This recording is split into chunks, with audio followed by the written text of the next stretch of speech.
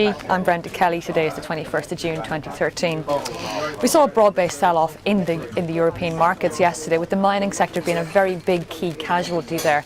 In fact, I do feel that the mining sector since the beginning of the year, and moreover mid-March, has been one to watch, where it fell through a 4-year trend line and ultimately has seen us fall into bear territory since then.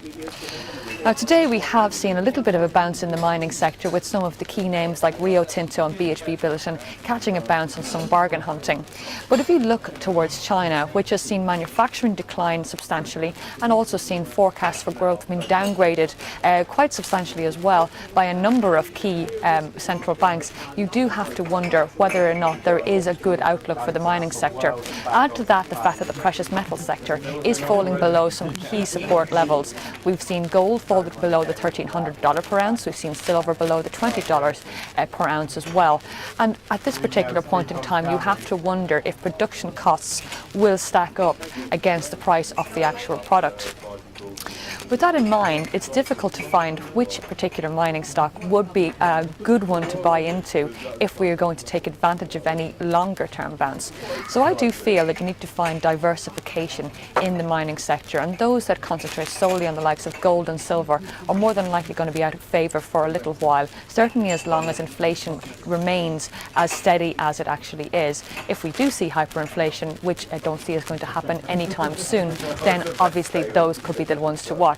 But for now, if you want, you can look at the US market and realise that it does seem to be recovering, certainly much better than its European counterparts. And we've seen a pickup in automobile sales there, which went to 14 million just last month. Of course, they fell below that 15 million mark in May.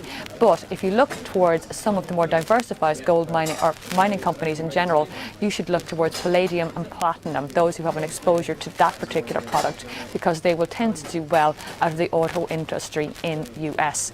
Granted, in Europe it's not the same. We are seeing a little bit of a problem there with auto sales falling to a 20-year low, but we have to believe perhaps that this bullish dollar that we're seeing and the fact that interest rates are still so low will play quite well into the new auto industry. So I'd be looking at the likes of Anglo American and perhaps Lonmin. Certainly those two companies have had problems with strike action in South Africa, but as long as that can get itself together, it does make it a very intelligent play on the US recovery. For more information, log on to IG.com.